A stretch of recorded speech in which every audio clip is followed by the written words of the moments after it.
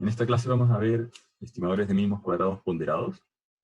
Son bastante similares a los estimadores sin ponderación. Vamos a ver que esa ponderación cambia en función de la magnitud del error de medición. Entonces, si recordamos lo que habíamos visto en la última clase, nosotros teníamos un error de medición que se definía como la diferencia entre lo que medíamos, el z, y nuestra estimación de esa medida, ¿cierto?, que respondería a una versión y igual a c por x, pero sin el ruido, ¿cierto?, sin esta parte de acá. Esto quiere decir que nuestra medición estimada sería igual a c por x estimado, el estado que estamos tratando de estimar teóricamente. Al reemplazar entonces el y estimado, la versión estimada de la medición, que no es lo mismo que la medición realmente hecha, que es el z, tendríamos entonces una diferencia, porque z es igual a c por x más w. Entonces cuando hacemos z menos y sombrero, lo que estamos haciendo es cx más w menos cx sombrero más nada, ¿no? La estimación de la medición es una estimación sin ruido, es como la medición ideal. Por lo tanto, aquí nos queda c por x menos x sombrero más w. Entonces vemos que el error de medición en z se expresa como c por el error de medición en el estado, que es este de acá. Ahora, este error de medición en el estado nunca lo podemos calcular de manera exacta porque no conocemos el valor del estado. O sea, es el problema de todo esto. Pero, ¿qué es lo que podemos hacer? ¿Cierto? Diciendo, aquí, en primer lugar, poner énfasis en que ese subíndice i corresponde a la iésima fila de la matriz C. Entonces, si uno va recolectando un conjunto de mediciones Z1, Z2, etcétera, hasta Z sub m en el tiempo, se crea un vector de mediciones, y por lo tanto aquí lo que estamos haciendo es que estamos tomando la fila iésima de la matriz C. Puede que todas las filas de la matriz C sean iguales, aquí va a haber una gran matriz C, multiplicando el estado, pero la primera fila multiplica la columna, la segunda fila multiplica la columna, la tercera fila multiplica la columna, etc. Entonces estamos extrayendo la fila iésima para obtener el error iésimo, ¿ya?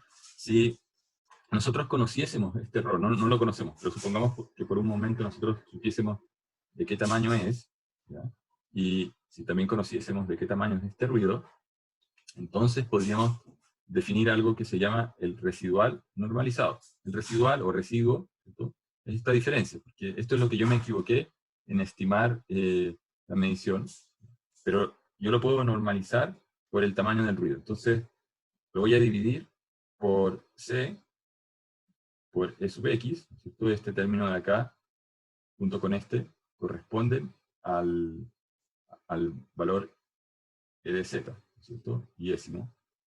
Entonces, en principio, aquí uno podría decir, pero estamos dividiendo e de zi por e de zi, y en realidad esto debería dar 1, ¿cierto?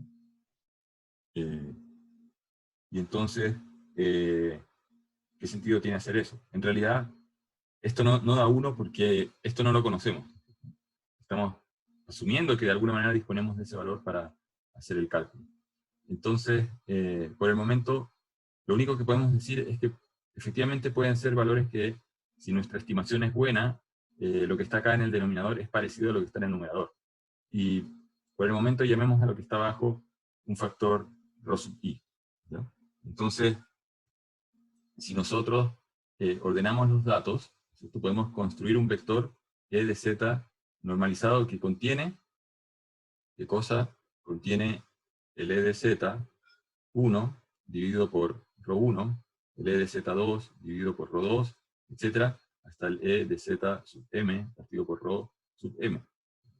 Esto lo podríamos escribir matricialmente como una matriz que tiene 1 partido por ρ1, 1 partido por ρ2, etc., 1 partido por ρn, m, ρ sub m, multiplicando al vector de errores de medición, z2, etc., hasta e z sub m.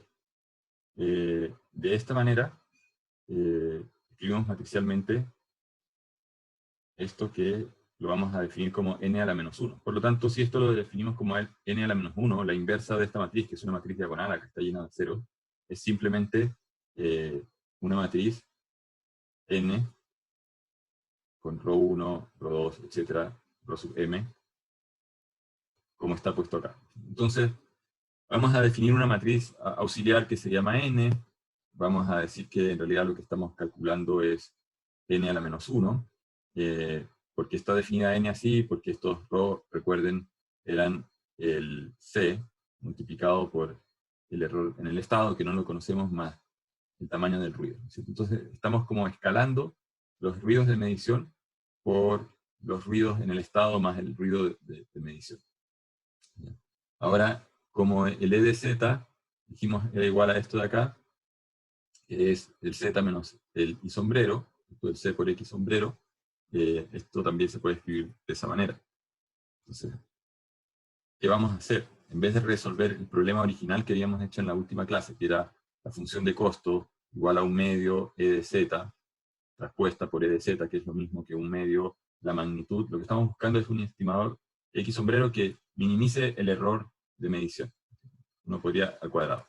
Uno podría plantear ese problema, ya lo hicimos, pero ahora vamos a plantear el problema análogo usando los que están normalizados, o sea, estamos castigando, ¿cierto? Al dividir acá por un factor de ruido, ¿cierto? Porque este es el ruido en el estado y el ruido en el sensor, ¿cierto? Estamos dividiendo, supongamos que tenemos un ruido muy grande, estamos dividiendo el error de medición, número 2, por un factor muy grande, por lo tanto lo estamos como anulando, ¿no es cierto? Si supiésemos que justo esa medición salió mala porque había mucho ruido, la dividimos por un valor gigante y la estamos sacando del problema de optimización en el fondo. Estamos diciendo, bueno, ese término no cuenta porque tiene un ponderador que lo hace prácticamente cero.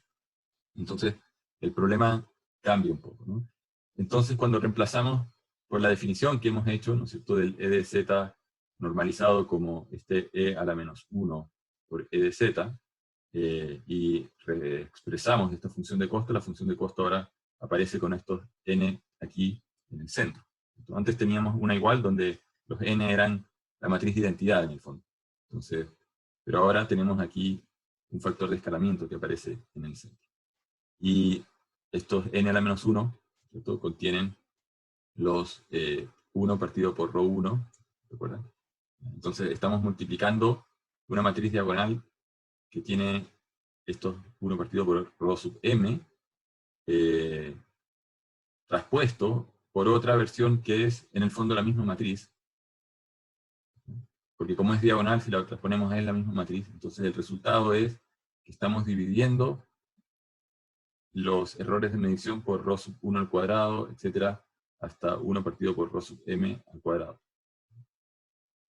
Y eso es lo que aparece acá en este término, ¿cierto?, que lo llamamos el S a la menos 1.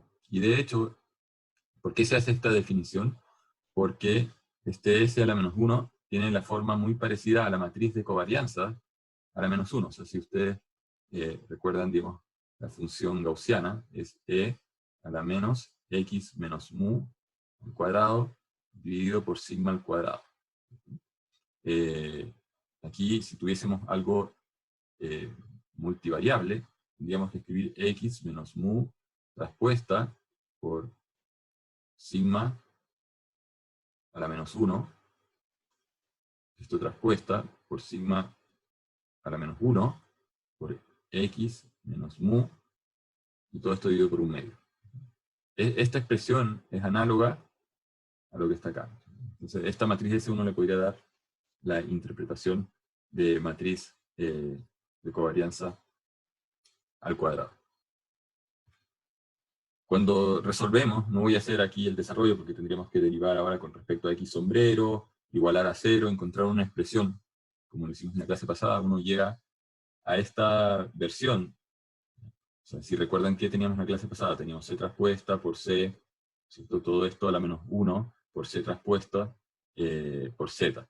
Esta era nuestra estimación del valor del estado usando la pseudoinversa izquierda de la matriz C. Tengo que poner un símbolo de daga, ¿no? Bueno.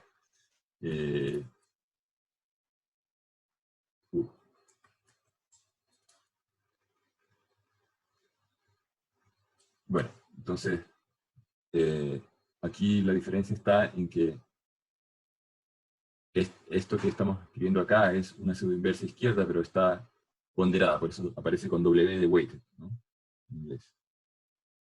Entonces, está ponderada ¿por qué? Por estos números que son la covarianza del error de medición. O sea, que aparecen aquí, ponderando los z, o sea, estamos escalando aquellos z que son menos confiables por el tamaño de ruido que hay, y aquí entre medio también aparece un escalamiento de estas matrices C. Entonces, aquí el problema está en que no conocemos, como decía yo, el error en el estado y este W a priori. Entonces, ¿qué hacemos? Porque la fórmula en papel se ve bonita, pero hay que calcular estos S. Y estos S requieren que yo conozca esto. Entonces, una posibilidad es calcular el valor esperado del X sombrero y de X. Ahora, si nosotros decimos que E de X es la diferencia entre X menos X sombrero, ¿no? Vamos a tener que calcular esta diferencia. Y si el estimador no tiene sesgo, esta diferencia va a dar 0. Pero si hay un sesgo, podría dar un valor constante, que es m sub x. ¿Ya? Entonces, el valor esperado de x va a ser, cuando estamos hablando de esta parte de acá, esto va a ser el sesgo más el valor estimado del estimador. ¿Ya? Y lo mismo ocurre con el estimador del ruido. Eso podría encontrarse apagando el instrumento, como decíamos en la clase pasada, y viendo cuál es, para el caso del estado x igual a 0, cuál es el ruido de medición. Entonces, de alguna manera podríamos encontrar algunos estimadores, por lo menos para inicializar el cálculo, pero no es la mejor manera de hacerlo. Entonces, uno puede interpretar la función S como una matriz que es simétrica, que contiene los errores esperados, ¿no es cierto? Son valores que son estocásticos, no son determinísticos. Aquí estamos haciendo un poco de trampa diciendo, yo voy a asumir que el sesgo siempre está fijo y casi como que conociese las cosas de antemano, de manera determinística. Entonces, si yo digo el valor esperado de X es el valor esperado de esto más el valor esperado del estimador, ¿no es cierto? Bueno, el valor esperado del estimador es el valor esperado de la pseudoinversa ponderada, ¿no es cierto?, por Z menos MW.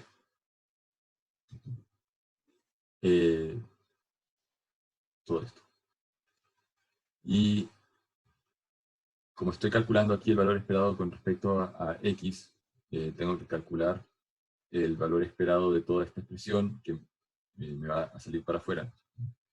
CLW, valor esperado de Z menos MW. ¿Ya? Y ¿cuál es el valor esperado de Z? O sea, aquí tengo que calcular el valor esperado de Z menos el valor esperado de MW. Pero el valor esperado de MW es en sí ya el valor esperado del ruido, ¿cierto? Cuando decíamos el valor esperado del ruido, decíamos eso es igual a MW, por lo tanto MW es como la media del ruido, el valor esperado de la media es la media. O sea, esto es igual a MW. Pero ¿cuánto es el valor esperado de Z? El valor esperado de Z, si nosotros decimos que el Z es algo que está contaminado por ruido, ¿no es cierto? El Z, aquí tendríamos que darle una interpretación a nuestro Z estimado, que en realidad es el Y. El Y estimado es, ¿qué cosa? Algo que se desprende del valor real de la medición más el error de medición. Entonces, cuando calculamos el valor esperado, vamos a tener el valor real, Z real, más el valor esperado del ruido que hace el instrumento. Acá tal vez debería haber escrito real para que no se confunda, porque esto parece como que el valor esperado de Z es Z, o sea, sería medio contradictorio, ¿cierto? Decir, el valor esperado de Z, a menos de que Z sea determinístico, ¿cierto? No puede ocurrir que el valor esperado de X sea igual a X, a menos de que X sea constante. Aquí debería haberle puesto un subíndice real. Entonces, el valor esperado de Z, estamos diciendo que es este Y sombrero, ¿cierto? El Y sombrero es el valor esperado de Z, la medición, pero este valor esperado es el Z real más el ruido, el valor esperado del ruido. Este y sombrero podríamos decir que está asociado al Z medido. Este es el Z real que no conocemos, más algo que ensució al Z real, que era el ruido. Entonces podemos decir cuánto vale el Z real. Bueno, el Z real es el Z medido menos el ruido, o sea, es como a lo medido le sacamos el ruido del instrumento, si es que teóricamente pudiésemos saber cuál es el ruido en cada instante y desasociarlo del valor que tenemos, ¿cierto? A la medición le restamos el ruido para obtener el Z real. Con lo cual el Z real sería el Z medido menos aquí debería haber puesto el medido, menos el MW. Entonces, el punto es que esto lo podemos separar como Z real menos MW, se cancelan los MW, ¿cierto? Y por lo tanto queda simplemente la pseudo inversa izquierda ponderada multiplicada por el valor real. Ese sería el valor esperado de X. O sea, tenemos que el valor esperado de X es el sesgo que tenga X más la pseudo inversa izquierda por el Z real. Ese sería el valor esperado. Entonces, con esa definición, nosotros podríamos colocar el valor en la fórmula, ¿cierto? En la fórmula para encontrar esta diferencia.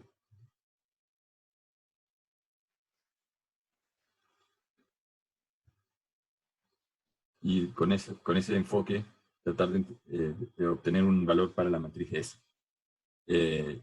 Otra manera de hacerlo, ¿no es cierto?, es planteando el problema desde una de las dos perspectivas que voy a mostrar a continuación.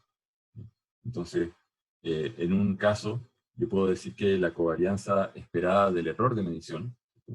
Aquí tengo Z menos I, Z menos I. Entonces, aquí tengo el vector de error en Z multiplicado por el vector de error en Z traspuesto.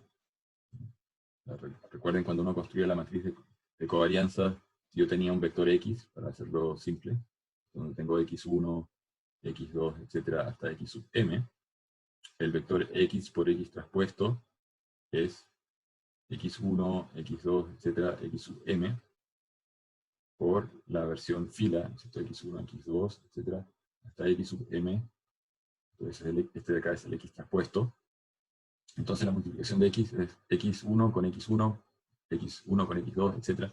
Se va formando la matriz X1 cuadrado, X1 con X2, etc. X1 con XM. Después, en la siguiente fila vamos a tener X2 con X1, X2 cuadrado, etc. X2 con XM. Así sucesivamente, en la última fila XM, XM con X1. Después XM con X2, etcétera, hasta xm al cuadrado. Entonces aquí lo que estamos haciendo es calcular la matriz de covarianza, donde tenemos el error de la variable 1 consigo misma, de la variable 1 con la variable 2, de la variable 1 con la 3, etc. Entonces, si nosotros calculamos reemplazando el y por c por x, y reemplazando el z por c por x más w, porque el z es la versión ruidosa, esta es como la versión ideal, ¿no es cierto?, del modelo de medición sin ruido, y esta es la versión de lo que realmente está pasando. Y la diferencia entre la medición real y la medición ideal es justamente el ruido. Lo que nos queda es el W. Este de acá se va con este de acá y nos queda el W. Pero nuestro error de medición es el ruido del instrumento, el W.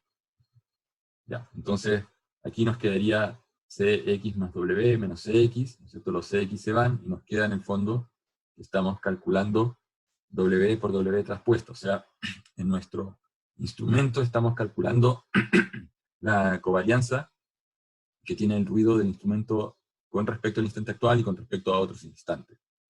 Cuando nosotros decimos que el ruido distribuye idénticamente, independientemente, ¿cierto?, es I y D, identically independently distributed, ¿cierto?, de, por ejemplo, manera normal de media cero y covarianza sigma cuadrado, lo que estamos diciendo es que el valor esperado de omega sub i al cuadrado es igual a la varianza igual a sigma cuadrado. ¿Por qué razón? Porque la varianza de omega sub i es igual al valor esperado de omega sub i al cuadrado menos el valor esperado al cuadrado de omega sub i. Pero ya nos dijeron que omega sub i distribuye normal de media cero, por lo tanto este es cero. Por lo tanto, el valor esperado al cuadrado de omega sub i es la varianza es sigma cuadrado. Entonces, ¿qué pasa con esta matriz? Que la vamos a llamar la matriz R, de ruido del sensor. Es una matriz que es diagonal y está llena de sigma cuadrado, etc. Sigma cuadrado. ¿Ya? Cuando decimos que es independientemente distribuido, idénticamente distribuido es que siempre distribuye igual, siempre es la misma distribución. E independiente significa que el valor esperado de omega sub i con omega sub j para todo i distinto de j es igual a 0. Entonces, este valor esperado, entonces eso tiene que ver con que la probabilidad de que un cierto omega sub i ocurra junto con un cierto omega sub j, como son independientes, se puede escribir de esta manera, y eso permite separar los valores esperados, ¿no es cierto? O sea, cuando tenemos que calcular el valor esperado de esto, tendríamos que calcular el valor esperado, o sea, tendríamos que calcular la integral de omega sub i por omega j por la probabilidad de omega i por la probabilidad de omega j, porque los separamos, son independientes sobre todos los posibles i y sobre todos los posibles j. ¿Cierto? Aquí esta integral es doble, y las integrales las separamos, las calculamos como wi por la probabilidad de, etcétera, de i, y otra integral igual, pero que está escrita con omega j. ¿Cierto? Pero ¿qué es lo que pasa acá? Que como son independientes, y dijimos que este es el valor esperado de omega sub i, y es igual a 0, entonces todo este producto es 0. ¿Cierto? Entonces, ¿qué es lo que ocurre? Que los valores esperados de los términos que están cruzados, que están acá, que son el omega o el W1 con el del W2, el 1 con el 3, etc., son 0, todos 0. Entonces la matriz efectivamente se vuelve diagonal, y por eso es que el supuesto de independencia en el ruido es importante para facilitar los cálculos, porque uno trabaja con matrices diagonales. Si eso no es real en la práctica y uno está haciendo una aproximación, bueno, ese es otro asunto. En ese caso la matriz tendría que estar llena de números fuera de la diagonal. Y si el ruido empieza a variar instante a instante, o sea, si no todos distribuyen sigma cuadrado, sino que distribuyen sigma sub i, entonces aquí en la diagonal vamos a tener valores distintos, sigma 1, sigma 2, etcétera, hasta sigma sub m. Pero esa es una manera de definir una matriz S1 en función del ruido del instrumento y ponderar con respecto a ese ruido. Ahora, si el ruido es constante, en el fondo, el problema ponderado no cambia mucho, porque si todos estos son iguales, ustedes me podrían haber dicho, pero ¿y por qué no escribe sigma cuadrado multiplicado por la matriz de identidad? ¿No es cierto? Y en vez de estar escribiendo sigma en todos los elementos de la diagonal. Sí, podría haber hecho eso, y en ese caso volvemos al caso de la clase pasada, que en realidad el sigma cuadrado solamente aparece como un factor afuera en la solución, que está dividiendo todo. El otro método, que es mejor, hace los siguientes pasos. Aquí tenemos z, pero el z escrito en términos de el error en el valor esperado del estado. Que eso es lo que realmente nos interesa reducir. Más que el error de medición, ¿no es cierto? Más que reducir el EI, nos interesa que el X se vaya a 0, el residual del estado. Ahora, ¿cómo hicimos esto? Bueno, este de acá era el Y sombrero, y el Z dijimos que era C por X más W. Entonces, ahora podemos juntar, como acá estamos restando menos CX sombrero, ¿no es cierto? Podemos En el otro caso estábamos restando contra la medición ideal, C por X, y anulábamos el CX. Ahora estamos restando el CX sombrero. Entonces la interpretación es cuál es la diferencia con respecto al estado ideal o estimado. Y aquí nos aparece X menos X sombrero más W. Y este X menos X sombrero es el residual del estado. Por eso, reescribiendo esto aparece como C por el E sub X más el W. Si nosotros calculamos este producto, nos va a aparecer un término que tiene C, el EX por el EX traspuesto por C traspuesto. Nuevamente C, EX por W traspuesto, etc. Y al final nos aparece el W por el W traspuesto. W por W traspuesto. Entonces, ¿cuál es la diferencia de esta matriz de covarianza esperada versus la anterior, versus la S1? La S1 solamente tenía este término que está acá al final, que era el que nosotros llamábamos R. Y aquí, en cambio, tenemos esta matriz C, la podemos sacar para afuera del valor esperado, porque es constante. Esto sale para afuera y tenemos que calcular el valor esperado de este residual, ¿ya? Y tenemos que calcular el valor esperado del producto del error en el estado con el error del instrumento, con el ruido del sensor. ¿Ya? Muchas veces uno dice el error del estado es independiente de lo que mide el sensor y de los errores que cometa el sensor, por lo tanto, con el mismo argumento de que son independientes, esto se separa como el valor esperado de dx, que puede que no sea 0, o el valor esperado del ruido, pero dijimos que el valor esperado del ruido era igual a 0 si es que asumimos nuevamente que esto es de media 0 y varianza sigma cuadrado. ¿Ya? O sea, si es un sensor que no tiene sesgo, la media debería ser 0. Por lo tanto, estos términos se van y se simplifica, y todo quedaría con este término y el R. Por ahora no simplifiquemos, digamos que el valor esperado de estas dos cosas no es 0, que se llama M, es una matriz de M que va a haber que calcular. La matriz C se saca fuera del valor esperado, ¿no es cierto? Cuando calculamos el valor esperado, aquí tendríamos valor esperado de C por todo esto, pero el C lo sacamos para afuera. Y aparece esta expresión.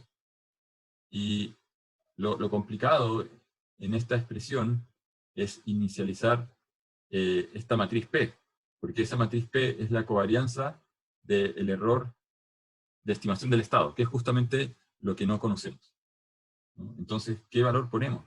Y aquí normalmente uno podría definir que este error en el estado va a ser de tamaño epsilon, distinto de 0, por una matriz identidad, ¿cierto? O que todos los estados van a tener un cierto error inicial. Y la definición va a ser dependiente del problema. Porque si yo estoy usando un GPS para medir una posición, ¿cierto? Aquí hay un ruido. A mí lo que me interesa es medir la posición. Y esto va a depender de las unidades y del sistema de medida o del marco de referencia que esté ocupando. O sea, si estoy utilizando una medición en el plano 2D, ¿no es cierto? Voy a tener probablemente, si estoy viendo un mapa de calles, ¿no es cierto? Podría estar hablando de que X es un vector de dos componentes, el vector X como vector, ¿cierto? Tiene una componente horizontal medida en metros, ¿cierto? Un metro de error y otro metro de error. Pero este error no es el error no es este error W, es el error de posicionar el objeto. Si yo estoy posicionando un dron o un robot móvil, puede que me equivoque, puedo tener un punto georreferenciado, pero si el punto está mal georreferenciado, porque lo medí con un GPS y a su vez esa medición tenía un error inicial, entonces puede que mi conocimiento inicial de dónde estoy poniendo el sistema esté equivocado, y este X define como esa incertidumbre inicial del estado.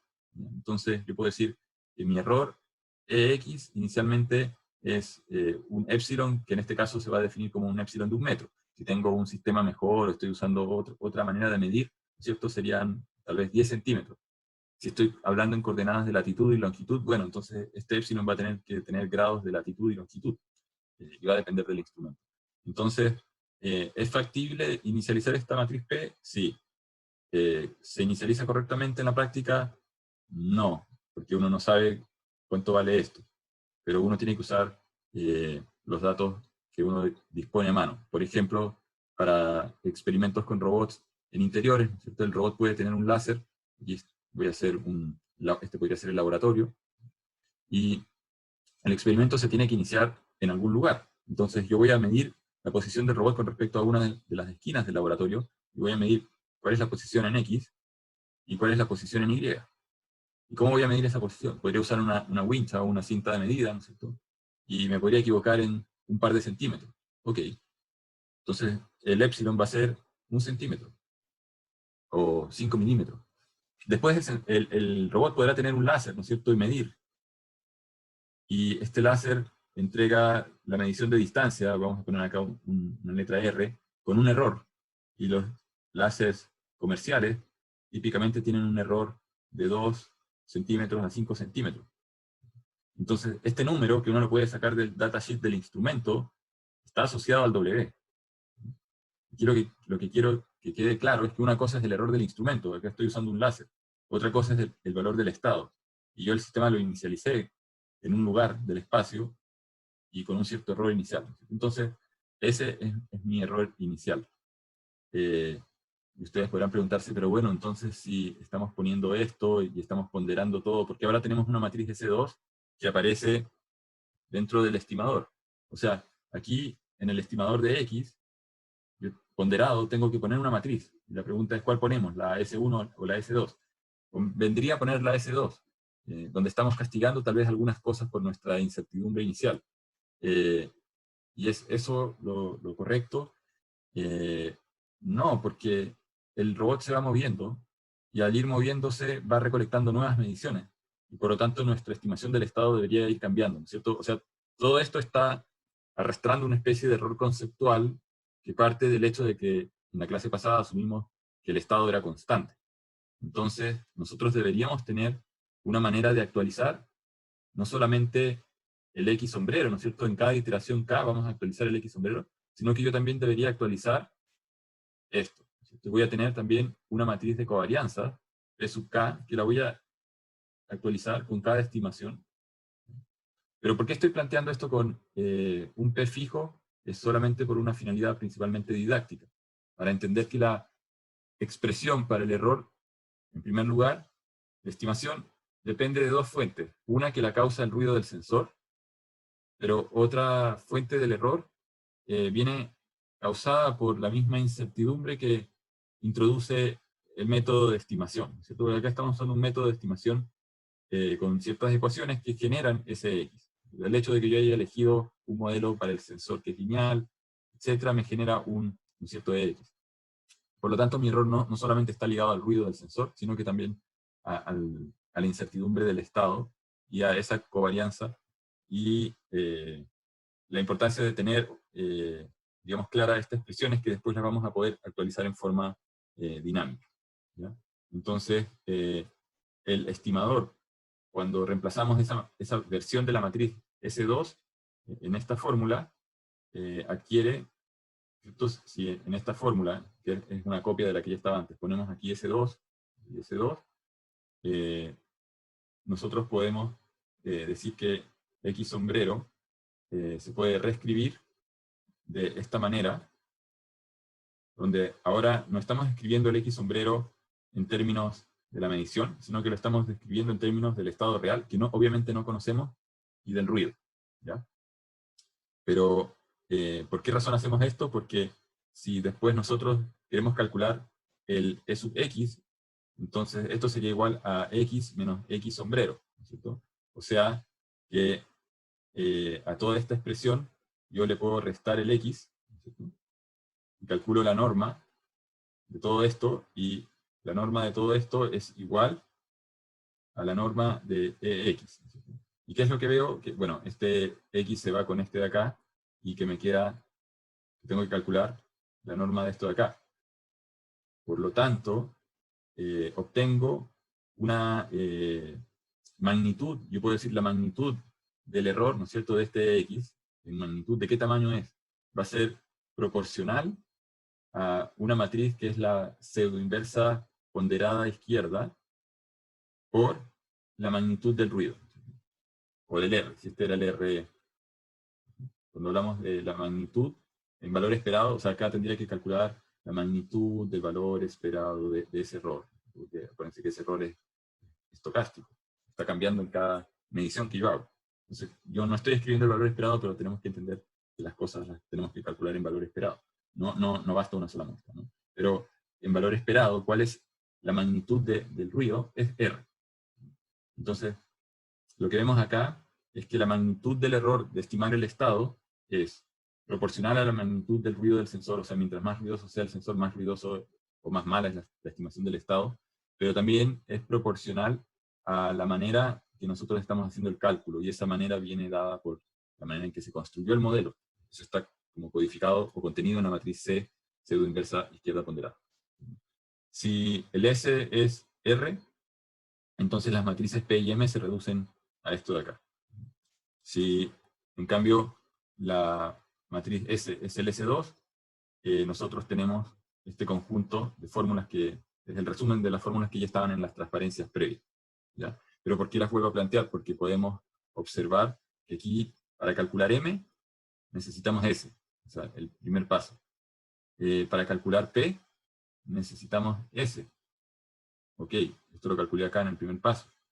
Pero para calcular S, necesito tener P, que lo calculé en el segundo paso.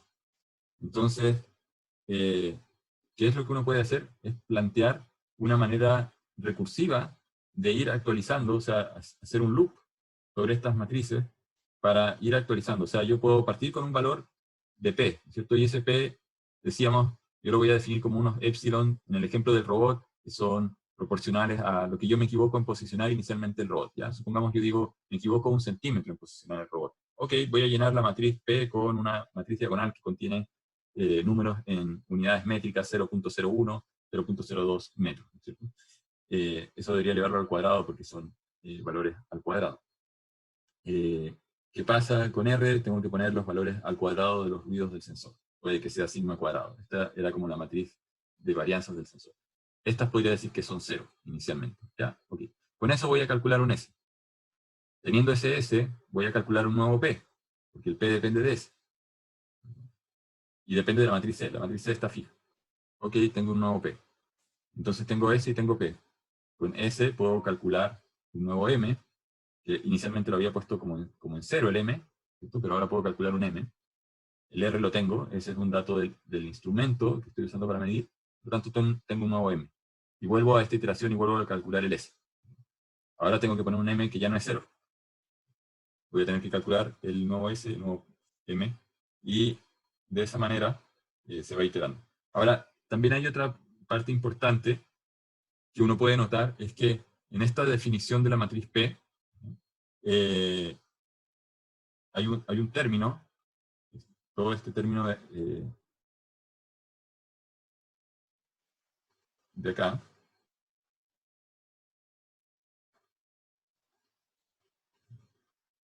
que aparece acá.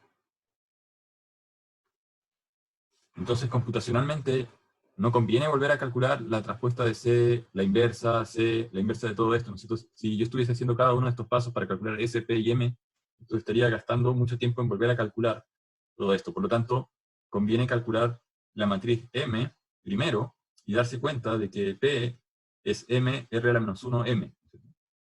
Entonces, el proceso lo puedo hacer un poco más compacto si reescribo estas mismas ecuaciones usando la versión de M. Entonces, aquí la versión S escrita con M va a ser esta fórmula donde aparece M, R a la menos 1, M traspuesta, C por M, C. Esta parte no cambia, ¿no es cierto? Ya estaba en estos dos términos. Lo que tengo que cambiar es el P, que lo estoy escribiendo de esta manera. Yo al escribir el P así, aparece el P acá. Entonces, uno puede definir además una matriz auxiliar L, que se definiría como CM, R a la menos 1 menos la identidad, y utilizando esto, y ahí lo pueden hacer en la casa como ejercicio, para que vean que las ecuaciones están bien planteadas, el S que está el S que está acá, este S de acá, si definimos esta matriz auxiliar L de esta manera, el S se puede escribir de manera súper compacta como LRL traspuesto.